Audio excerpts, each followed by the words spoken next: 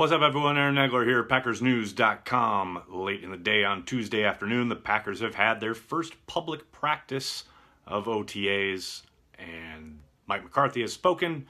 Players have come onto the field and off and spoken in the locker room. Offensive coaches are speaking at the moment, but I thought I'd jump on and talk to you fine folks, see what's on your mind after the first unveiling, so to speak, of the 2018 Packers full squad in effect. Number of injuries to get to. Always the headline, of course, when it comes to the Green Bay Packers. Here's a list of the people that did not participate in today's practice. See if you can find a theme here. Trevor Davis with a hamstring. Davante Adams with a hamstring. Clay Matthews with a knee. Nick Perry with an ankle. Lane Taylor with an ankle. Brian Bulaga, obviously still dealing with a knee. Emmanuel Byrd, a hamstring. Colby Pearson, a hamstring.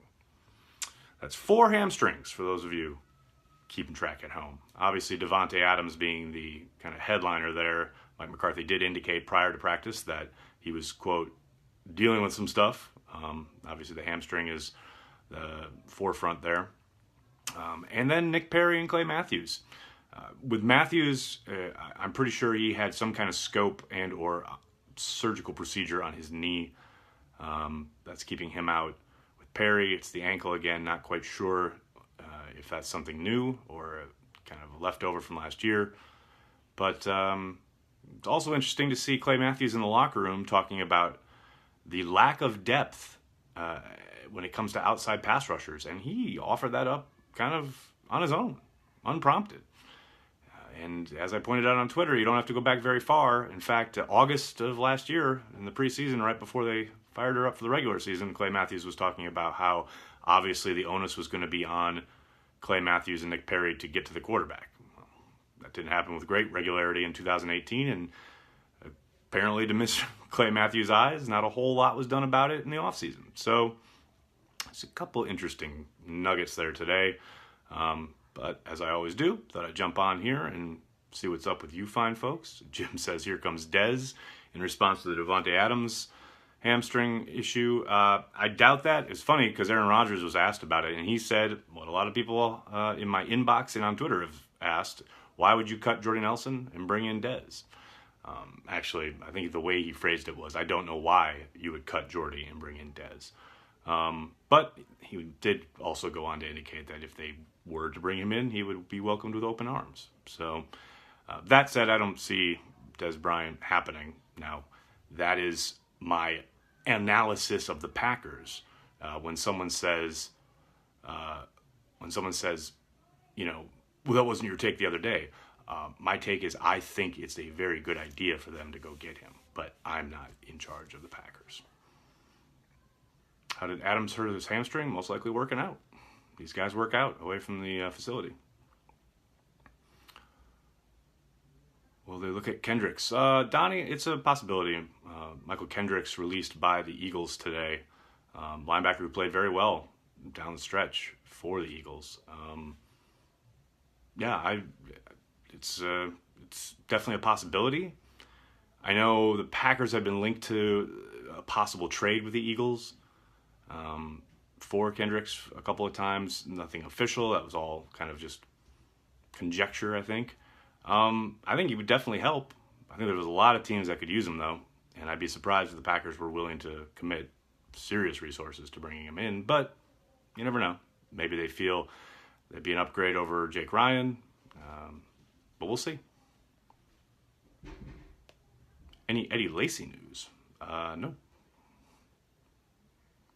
What sort of upside do you think Montravius Adams has? I mean, it's so hard to say because we haven't really seen much out of the kid. But, you know, given what they kind of, the scouting report on the kid was coming out last year, and then looking at everything they talked up about him last spring, you would think he might be able to give them a little bit of initial, you know, gap penetration and an ability to at least cause some havoc on passing downs on the interior. But until we see him, you know, with regularity in the offseason, we're really not going to know what they have there. What they get for not taking Davenport for pass rush. Well, but they took Jair Alexander, and they got a first-round pick next year. Good afternoon, Joan. How are you? Randy, what's up? How are you today? Is there any specific player you see the Packers going after in free agency or trading for yet this offseason? Not a specific player, no. I tend to think they're going to look at what they've got, and perhaps if either injuries strike and or things play out over the course of these next few weeks and they don't like what they see at a certain position, maybe they'll go looking, but I don't think they have anyone targeted at the moment.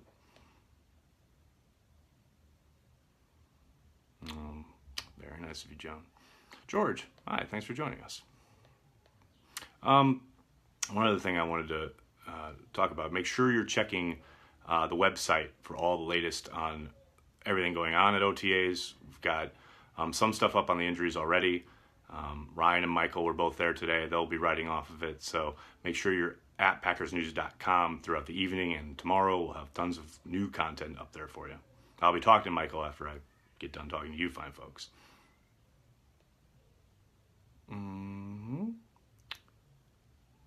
Do you think the contract extension on Perry is a waste? He can't seem to stay healthy.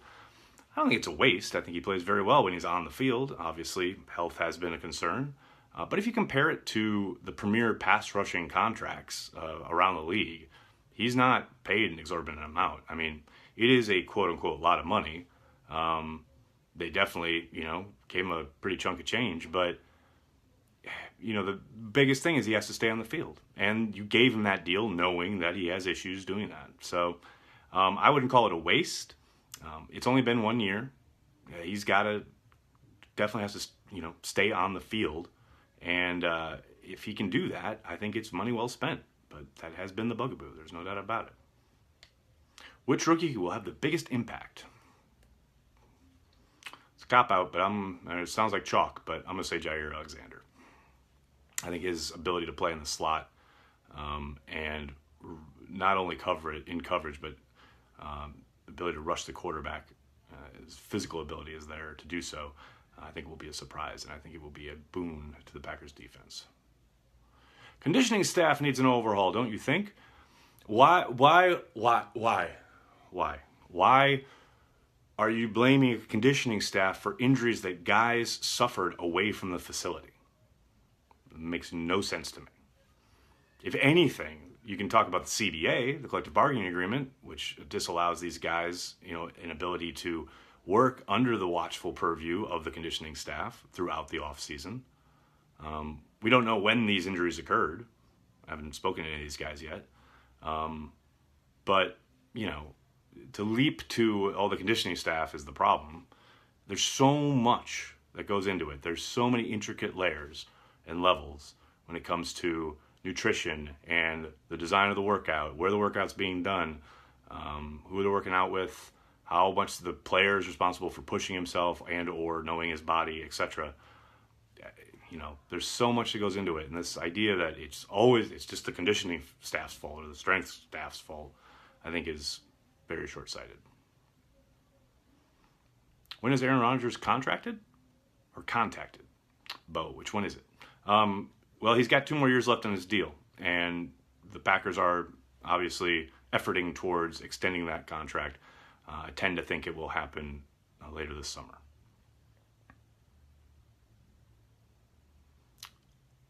Gilbert, a good shot at starting? I don't know about starting, Nick, but I do think he's going to get every chance to work his way on the field and get significant playing time. With as much as they like to move Clay Matthews around, Mike Pettin has talked about that, using him as a bit of a chess piece. The opportunities will be there for Gilbert on the outside. He started to make that noise, obviously, the last 2 weeks of last year. If you can continue on that path, I think, like I said, I think he'll get ample playing time. I don't know if I'm going to go out and say he's going to become a starter anytime soon, but he will certainly get opportunities. Kendrick's an option. Peter, I did talk about it a little bit earlier. I think they'll look. I don't know if they make a call, but I think it's someone who could help them. But I definitely think he'll be in demand, and I don't see them getting into a bidding war for the guy. Is Brooks going to start beside Martinez, Christopher, if he shows he's got the playbook down and is assignment sure and hits the ground running, so to speak, in these OTAs? I think he's got a good shot.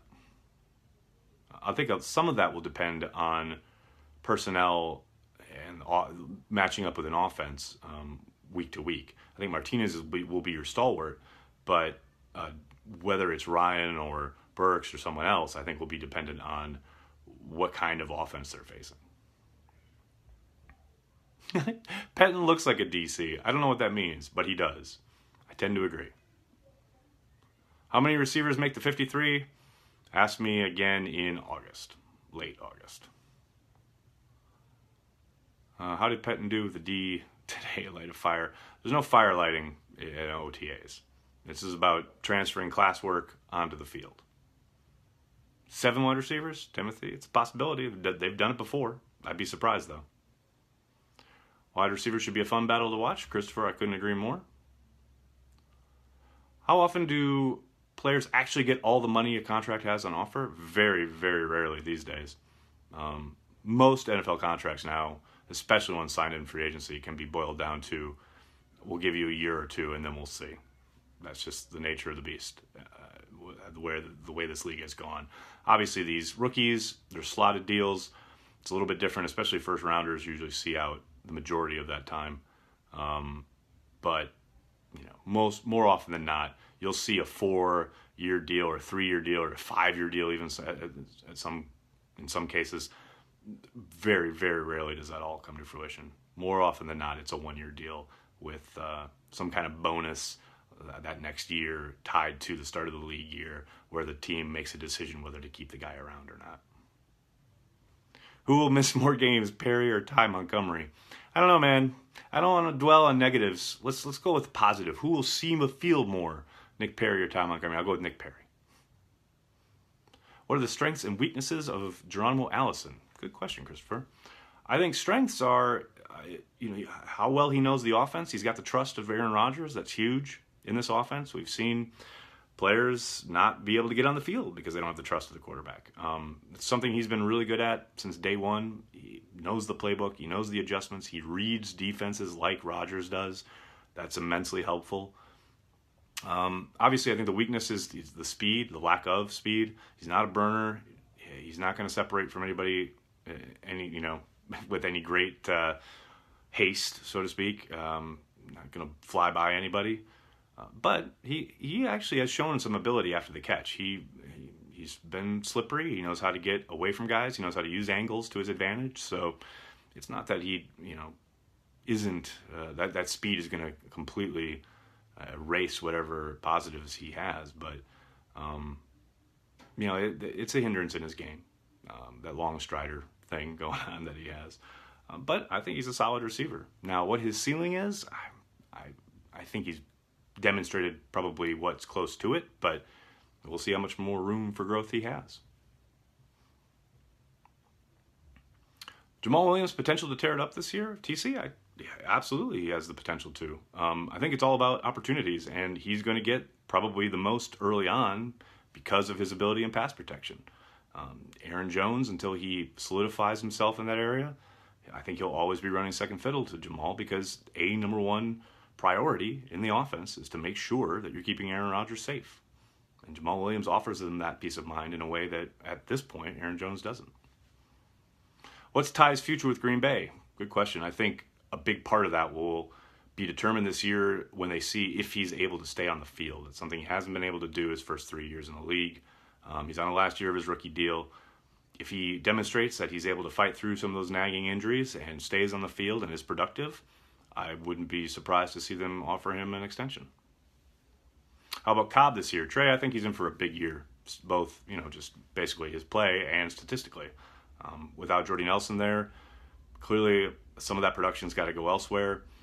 I don't think he's going to explode the way he did, prior to getting his new deal, but I do think you'll see an uptick in yards and touchdowns.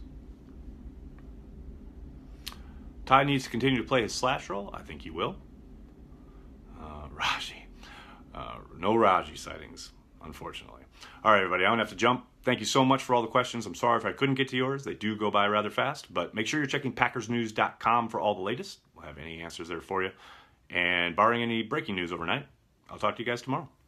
Thanks a lot, everyone.